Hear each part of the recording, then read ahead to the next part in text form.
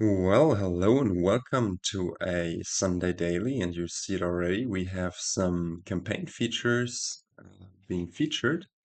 One of them being that Haven has the with horse stamp, and the other one being that one of our starting coppers has been replaced with Conjurer. I don't think, can you actually see what Conjurer does anywhere? I don't think you can. Maybe I'm wrong. But well, a Conjurer is a duration card. That's actually pretty funny. If you don't have it in your opening hand, you cannot show what it does. Yeah, Conjurer is a duration card that gains your card costing up to 4, and um, then it will stay in play. And if you if you played it at last turn, you will put it into your hand on the next turn. So it is essentially with a workshop with a +1 card attached to it. And yeah, of course, it would be great to have it in our opening hand, um, because then we would see it on turn 2 again. But unfortunately, we don't. And yet, this will this is looking like an interesting kingdom.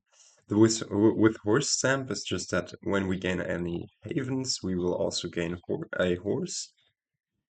And yeah, I would say we take a look at this kingdom and see what we can do, we will try to achieve here. If we look at this, we see that we have uh, a lot of draw in Stowaways and Hunters and also Catacombs. But again, just as yesterday, there is something that's horribly missing, and that something is a village. There is no village whatsoever, so we will always only be able to play one terminal per turn. And since we already have have the how is it called, the Conjurer in deck, we will probably just yeah, go with the Conjurer. Bridge Troll might also be of consideration. Bridge Troll and Conjurer in principle also synergize, as Bridge Troll will reduce the cost of cards by 1, and then Conjurer can gain you cards that would usually cost 5. But I don't know whether it's worth the hassle. Maybe we'll go for one Bridge Troll later on, but then that means that we will have to redraw the Conjurer. And then, yeah, it's not optimal. Then one very big thing that springs to mind is collection, as we're having a few collections in play. Whenever we buy cards, we will be able to get victory points by gaining action cards. So this is going to be, I think, our main way of scoring here. Yeah, going for the provinces seems too slow, probably, and collection just has a much higher ceiling in points. Hunters look very good, even though we probably won't, uh, even though we probably won't have a lot of victory cards. I don't think we're going for replace to trash out our estates. So yeah, I that there's still a bit of victory cards for Hunter to sift through, and yeah, that might be the way to go. So pick up stowaways, havens, hunters, and collections, and then see where that leads us. We also have silos, and silos is 4-cost project, which lets us discard any number of coppers revealed and redraw that, and then draw that many cards. And yeah, that might also be an interesting thing later on, especially if we have a stowaway train going with lots of stowaways going, lots of stowaways in play, then we should be able to make good use of the silos thingy. Even though having just a bunch of coppers is kind of hard to pick up for Hunter, nonetheless, top decking a few of them for next turn to then discard with silos again also sounds good.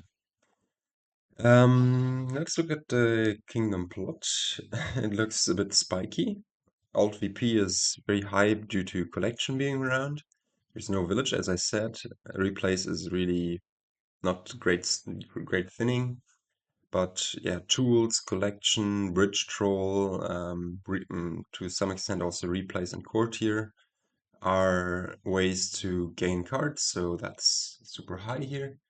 And there is a fair amount of draw under Stowaway and Catacombs, as I said. Opening wise, actually I just realized I did my opening hints wrong, so let me fix them very quickly. Yeah, I just fixed them so we can have a look at the opening hints. And well, the the truth is that here the openings are already pretty swingy due to Conjurer either being in your first or second hand. I've pretended that they're in your first hand, or actually more pretended that they're in your second hand, but I've put the what to conjure already in the first turn. I think it's very good to just go for mass stowaways. You can always gain havens with the conjurer to activate them. I mean, not always, but at the state of the game where the havens are empty, then already you should be well ahead. So just going mass stowaway sounds really good. On a 5-1, because one of our coppers has been replaced on 5-1, you could just go for hunter. I think that's fine. Um, and all of these openings look pretty good, and they look even much better if you find your conjure in your turn one hand. But yeah, um, actually, I also just realized that the thing I mentioned there in the 5-1, be lucky enough to conjure another stowaway is virtually impossible because you're not going to have in your five hand, you're just going to have five coppers. Well, although in the 1-5, you will have to conjure on the second hand. Yeah, it's a bit confusing with this modified opening, but I still hope you get the idea. Just load up on conjurers. And with that, I would say we start this game. Load up on stowaways, I meant, of course, not conjurers. And yeah, here you can now finally see what Conjurer does. It's part of a split pile, but the other parts of the split pile aren't here. So yeah, we just go for lots of stowaways, and then pick up silos soon. It's a pity we don't find any stowaways here, but okay. We can just gain yet another stowaway and a haven, I guess.